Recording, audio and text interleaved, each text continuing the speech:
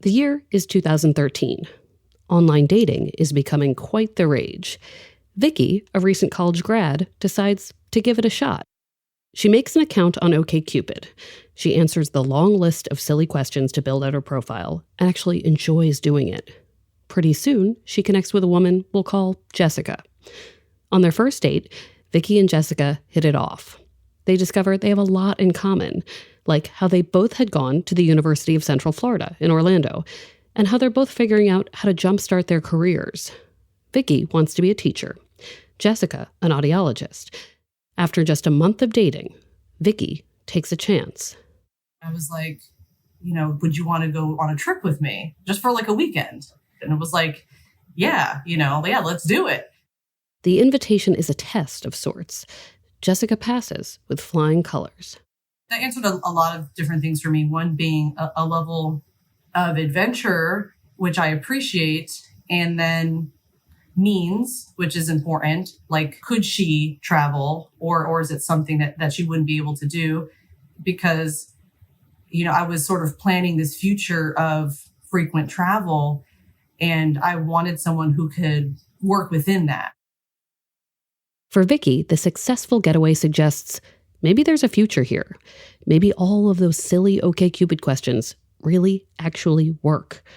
The two women appear to be aligned in so many ways. Vicky has found her match. Or so it seems. From the Boston Globe and PRX, this is Love Letters. I'm Meredith Goldstein.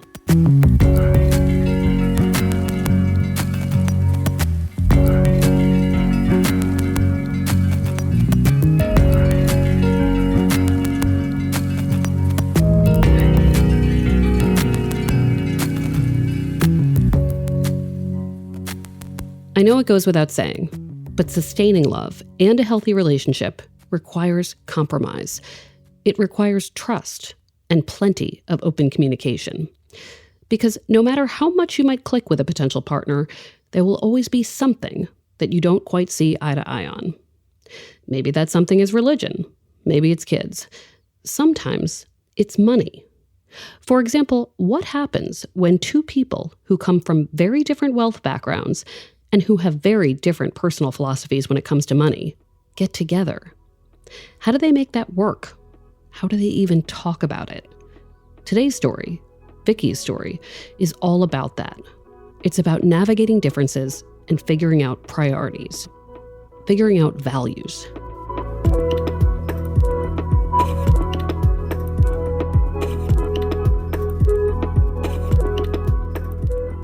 Vicky's story begins with a childhood in South Florida, Broward County, just north of Miami.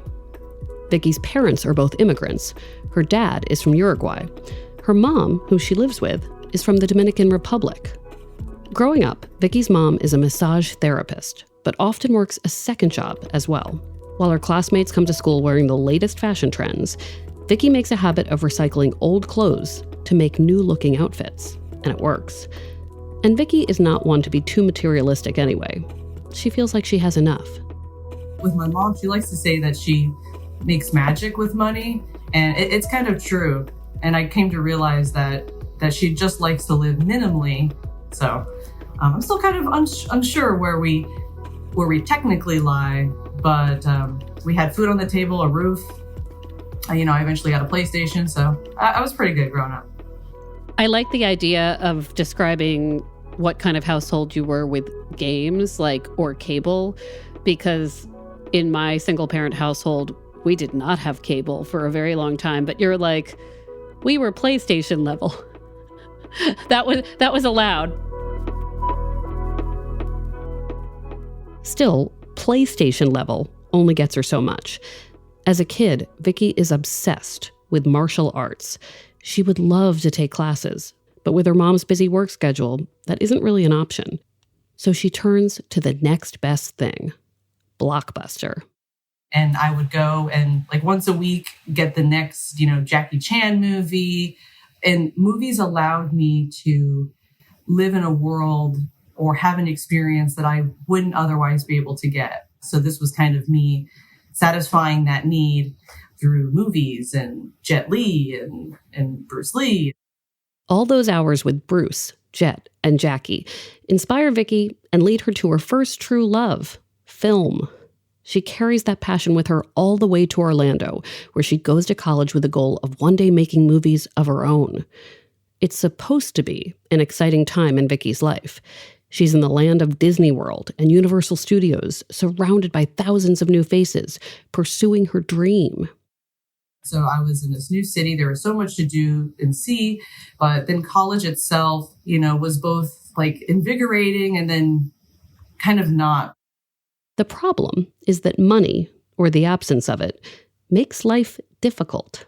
I felt restricted because I didn't have a car like a lot of my friends did. And then I was surviving off of student loans. So even though I was there in this sort of world of possibility, I was home most of the time because I didn't really have the means to go out. I should note here that there's something else happening in Vicky's life at this time. You see, to rewind a bit, when Vicky was in high school, she'd met a girl who liked her a lot. They started dating. Things got pretty serious. But at some point, the relationship took a dark turn, and Vicky no longer felt safe with this person. She hoped that college would be an escape. But as she enters her third year of school, Vicky begins to feel like her past has caught up with her and is haunting her. I started to kind of see her everywhere I went, and I was getting panic attacks from opening the door. Vicky's anxiety becomes so intense that she begins to suffer from agoraphobia. She struggles to even leave her apartment. So luckily, I was in a time where online classes became more available, so I was able to finish my degree. It's not like I had to totally drop out. But then I kind of was just focusing on healing that aspect because I knew the school deadline was coming, graduation was nearing, and I didn't want to live like that for the rest of my life.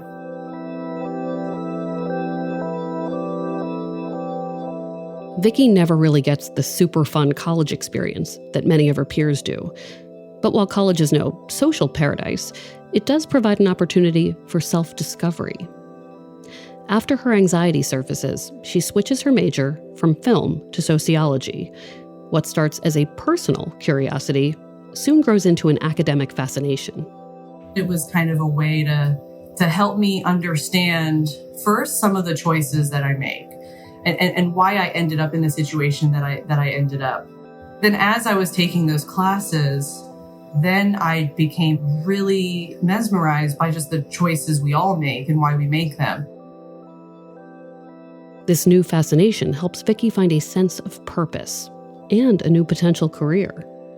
And then I went further down that rabbit hole and I just became significantly more empathetic and wanted to kind of just meet more people and encourage them to do the things that they've always wanted to do. And, I had a hard time doing that for myself. So I wanted to do that for other people. And teaching just became the most obvious way to do that. After graduation in 2013, Vicky moves back home and begins working toward this new goal, becoming a teacher. I want to talk about teaching and your perception of the money of it, because we've been joking about how as journalists, we hear that somebody's a teacher and we're like, oh, they're rolling in it. Like they get great benefits. They get summers off, perhaps. They're probably going to get a pension. Especially as I get older and my friends have been teaching for 20 years as opposed to 3 years, I assume my teacher friends have way more resources than I do. For other people, they hear teacher and they're like, oh, that's a poor person. So what did you think about teaching and what it represented for the type of wealth life you would be living?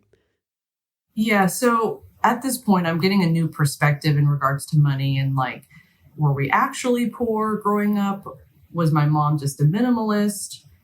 And I was realizing how you don't need as much as you think. You kind of need to know what it is you need and then figure out how much you need to make in order to satisfy those needs. I've never really been good at putting money at the forefront. So I was just I have a career, I have a title, and that's sort of what mattered most to me.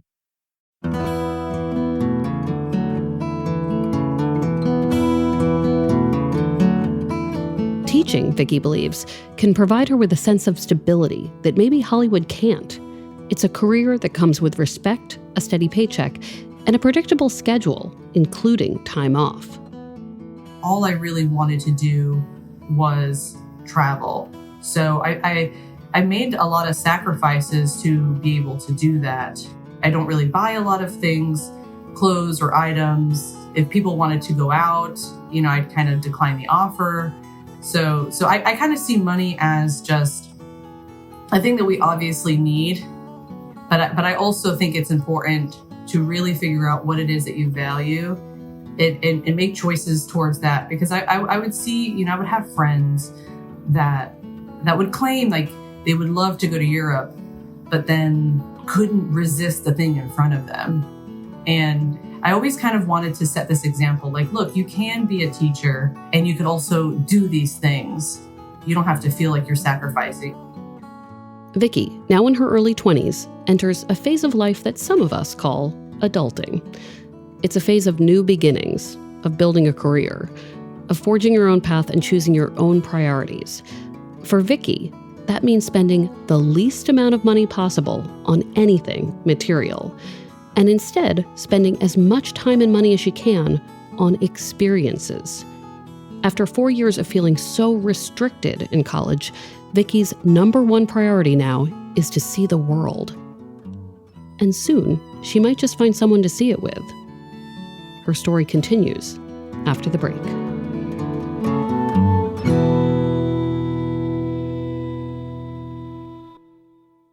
Here at Life Kit, NPR's self-help podcast, we love the idea of helping you make meaningful lifestyle changes. Our policy, don't be too punishing on yourself or too grand in your goals, which is why we've got shows on how to help you make little nudges to your behavior and create habits that stick. Join Life Kit to get the tools you need. Listen to the Life Kit podcast from NPR. Okay, we're back. So it's 2013. Vicky is fresh out of college. She's back at home, and she's getting jobs as a substitute teacher in her hometown. And it's around this time that she makes an account on the website OkCupid, which leads her to Jessica.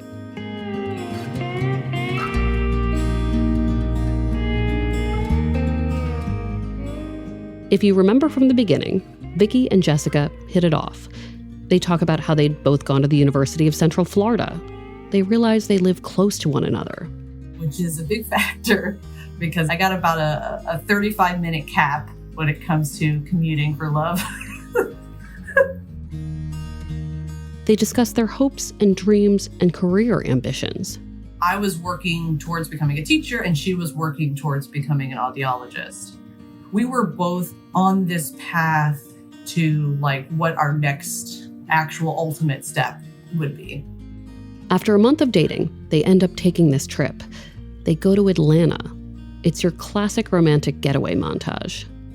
A day in the city doing all of the touristy, Coca-Cola factory, the aquarium, things like that. And then we spent a day up in the mountains at one of the national parks where we stayed in a cabin and we, enjoyed each other's company. So the trip is a major success. Vicky loves Jessica's sense of spontaneity and her ability to go with the flow, which is huge because Vicky is envisioning a future full of road tripping, jet setting, and adventure. Jessica seems like she'll fit right into those plans. Can you tell me what she thought of your plan to be a teacher? What were her thoughts on that in the beginning? At first, it felt positive or well received. I think one aspect, just because it was a clear goal and it's a career, despite the numerical value of the salary, as well as the fact that her sister-in-law, who she loved dearly, was an educator in another state. So it almost kind of like winning at first. It was kind of like, we support teachers. Tell me when you started to notice differences in your economic situations and how you dealt with money and how much money you needed. The clearest example I can think of when it comes to when it started to feel as though my salary was problematic was when we were looking into moving in together. At this point, Vicky and Jessica have been dating for about a year. Vicky has just started her first full-time job, teaching 12th grade English. She's making a starting teacher's salary, which isn't a whole lot. But to her, that's no big deal. Vicky only cares about one thing, stuffing money away to travel. She's never been one for frills anyway. I drive a Chevy Spark. Everything I own to this day can fit in that Chevy Spark. So for me, I've just figured, basics. Going into their apartment hunt, Vicky assumes that she and Jessica are on a similar page. They've just spent the past year building this deep connection, largely through their shared love of travel. At one point, they even spent 3 weeks road tripping from Florida to California and back. But as they start their apartment search, Vicky notices that Jessica seems to want something different. If I could pick one word to sum up the experience, I would say that it was more. Like she just needed or wanted more, more space. And then also with location, she wanted to be a mixture of where she was familiar with, where she grew up. But it was a very expensive town and city. It just wasn't probable for what I was doing.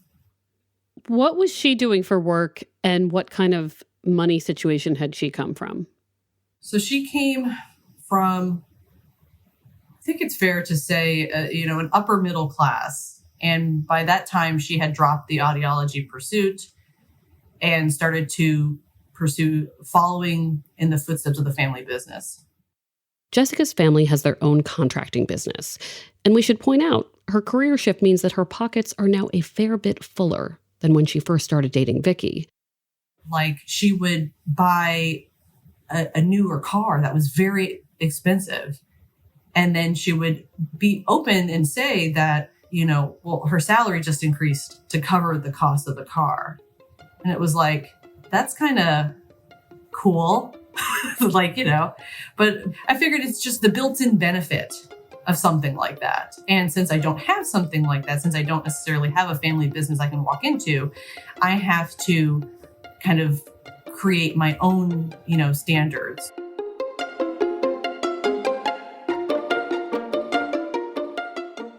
Now, before we move on, I want to make something clear. First, it's okay to want nice things. It's okay to want a nice car. It's okay to want a comfortable and spacious place to live in a great location, like Jessica does. It's also okay to want something a little bit more simple and affordable, to prefer spending money on doing things instead of owning things, like Vicky. And it's possible for two partners to want different things and still make it work. I've been writing and thinking about love for many years. I've definitely seen healthy relationships between people who come from different backgrounds and who have different wants and needs. But to make it work, you have to talk. You have to be clear with each other about what your priorities are, what your constraints are, and what you're willing to give on. Those conversations are hard.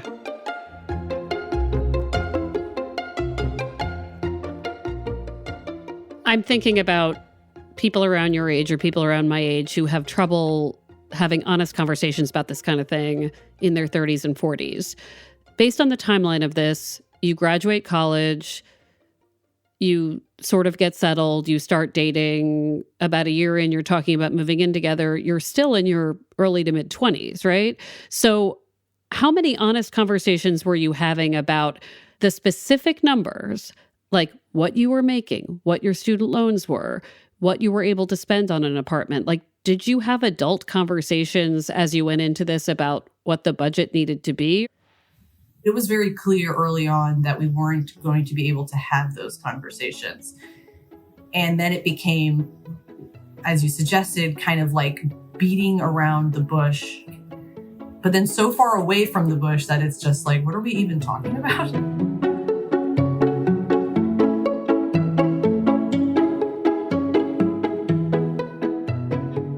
One of the conversations that we had that solidified that we wouldn't really have conversations about money was when we were looking for a place and it was clearly outside of our means.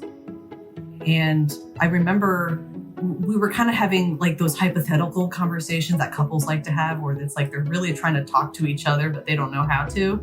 So it's kind of like, well, what if a doctor dates a server? Like, should the doctor pay more? Or should it be 50-50? Things like that. So she was very direct in the fact that it had to be 50-50. Interesting. Yeah, even though she made more and clearly had more flexibility, what was more important was paying half.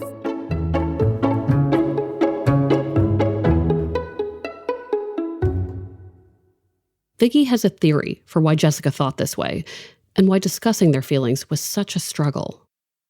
It just always seems like an interesting thought that when you are sort of raised in this, society where the expectation is kind of leaned into one sex more than the other, what do you do when you are the same sex? And like, there's no built-in assumption on like who is going to make more money. The couple never gets around to having a direct conversation about their finances, but they do end up signing a lease. It's one of the nicest places that Vicki says she's ever lived. Luckily or not, we were able to find a place that was, pretty large and a great price. And it was also like right in the middle of both of our work. So no one was inconvenienced financially or career-wise. And we settled on that and we moved in together.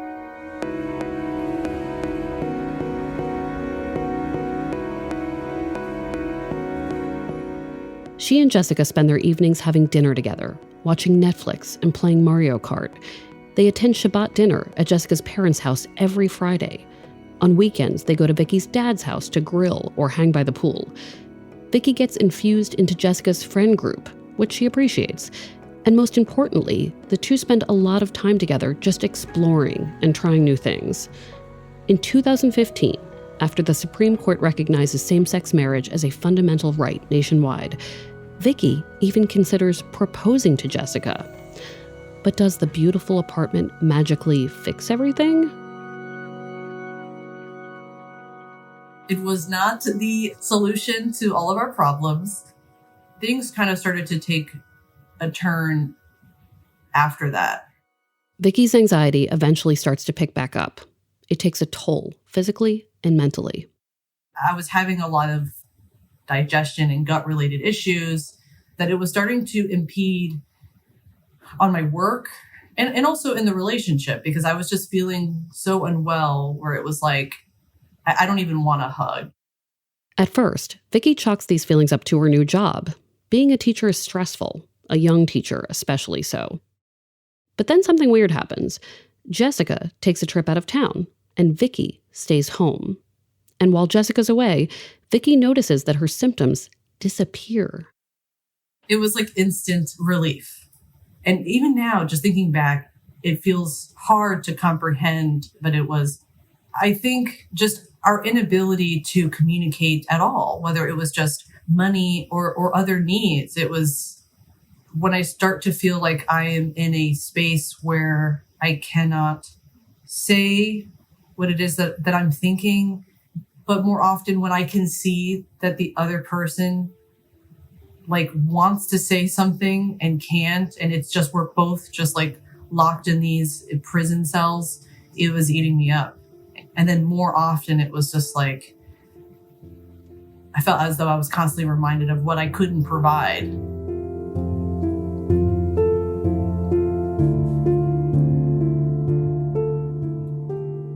I'm wondering how the perception of your career and your salary changed over time. I mean, you talk about what you couldn't provide. I'm sure some of that was emotional and a lot of it was the actual practical providing.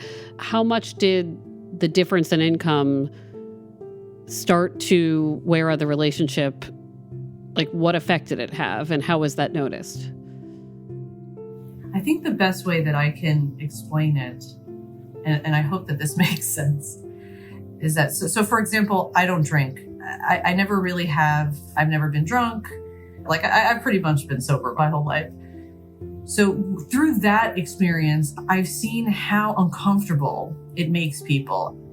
No one would really say that it makes them uncomfortable, but it is so apparent in their behavior. It's apparent in often the things that they say, like, are you sure you don't want another drink? My leading assumption here is that I almost sort of become a mirror of their own behavior. So it's like, if I'm not drinking, they're clocking their own behavior every time I just have a sip of water. And that's kind of how it felt with money.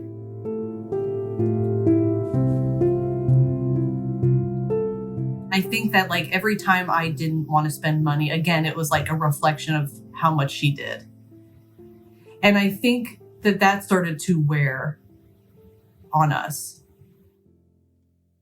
You're basically saying that in the absence of you spending or doing, this other person was feeling a judgment. And the implication, I think, is that there wasn't a judgment, that you were like, if you want to go shopping for a day, like, go do your thing. My not doing it is not an indictment of you doing it. But is that true? Was there a part of you that was like, oh my God, actually that car is massive and you spent $600 and yet have credit card debt? Like, was there a part of you that did secretly or not so secretly judge the way she was living and her priorities? But yeah, I can't deny that I kind of had questionable, or judgmental thoughts about it. But I do feel like it's important to say, like, I feel like I'm just a curious person. Like, I can see that and I'd be like, why do you have credit card debt? And often that's like an attack. And I don't understand why. And again, I can't deny that I'm also sort of solution based. When I see something like debt, I don't understand why it's there. I feel like it's possible to bring it to zero. I assume everybody wants to bring it to zero. So let's talk about it and find ways to bring it to zero. But no one really wants to have those conversations. As you might have guessed, Vicki and Jessica never quite figure out how to reconcile their financial differences. I was just clear on what my priorities were. It's kind of like, let's sacrifice a little bit more now so that we can travel the world. Like I thought that was like, I was selling the greatest package, but then I guess the everyday sort of got in the way. I think she wanted both. She wanted the world in the summers and the world, Monday through Friday.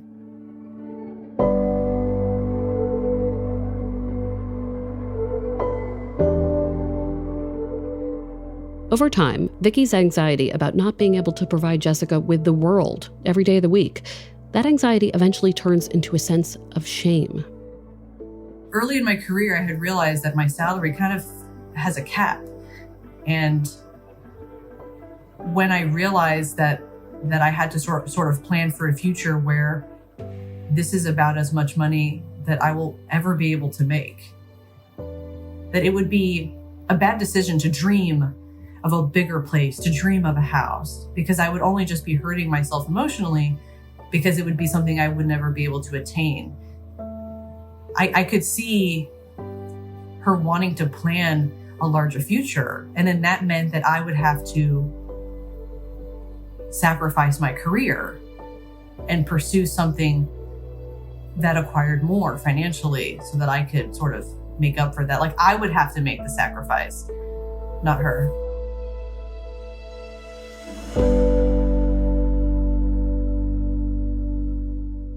After 3 years together, Vicki and Jessica break up, and it's messy.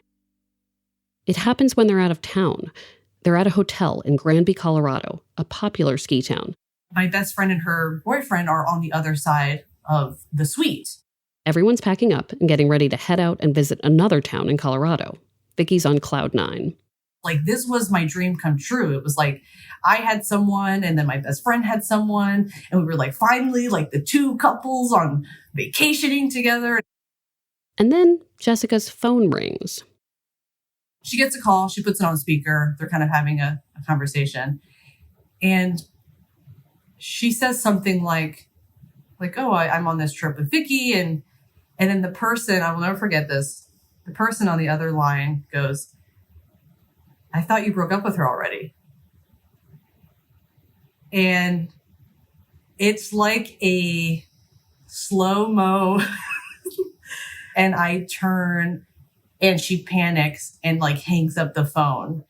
And I sort of have this emotional outburst. And then I'm like, are you fucking kidding me? Like I told you, messy. I don't think I've ever heard of someone learning they're about to be dumped on speakerphone. Their relationship ends for good after that. Clearly, their problems went beyond money. And while the trip itself was horrific, I do think the breakup was probably for the best. When I first read Vicky's response to our call-out before the season, I expected to hear a story about two people from two different wealth backgrounds who couldn't make it work. And to some extent, that is what her story is about. But that's not really my main takeaway. Because I think that even if they were both making, let's just say, $1 million a year, and they were both from huge wealth, it still might not have worked. Because Vicky wanted to spend all her money on travel. She's really happy living without other things to make the most of every experience outside of the house. Meanwhile, Jessica wants nice things. She wanted a beautiful home to be a focus, even if travel was on the agenda. Neither priority is bad. But are they compatible? I think that two people, even if they're good at difficult conversations, have to have a pretty big middle of their Venn diagram of shared values to survive the differences.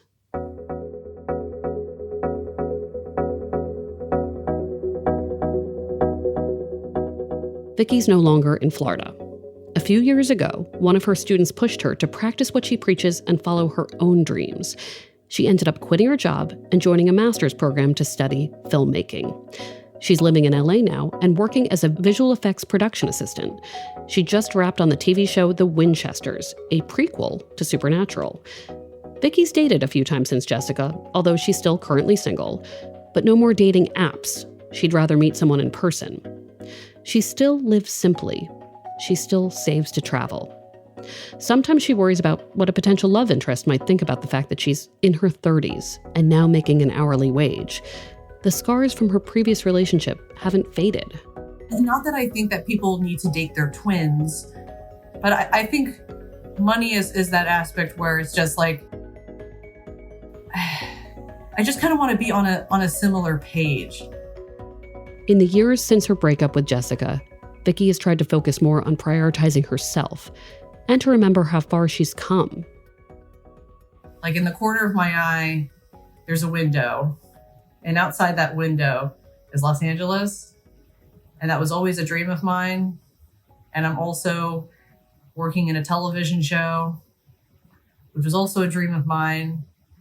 So it's kind of like anytime I feel doubt, I can literally look outside the window and know that it was all worth it. Thank you so much, Vicky. Thank you, Meredith.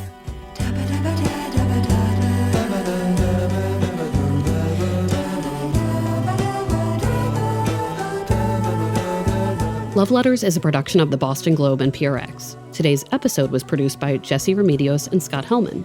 Ned Porter does our audio mixing, sound design, and mastering. Devin Smith and Maddie Mortel do our audience engagement. Love Letters illustrations by Ashanti Davis. Check them out on the Love Letters Instagram. Special thanks to Linda Henry. Our music is from APM. And if you like the show, please follow us on Apple Podcasts. You can always send us a letter. We are an advice column to loveletters@boston.com. We're online at loveletters.show.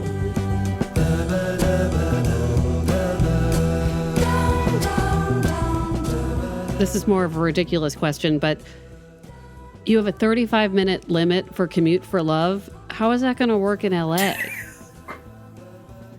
Like, what happens if somebody's like, I don't know, in Atwater or Los Feliz or in Santa Monica? Isn't everything an hour? What's the plan? I'm going to have to come back to that. I'm Meredith Goldstein. Thanks for listening.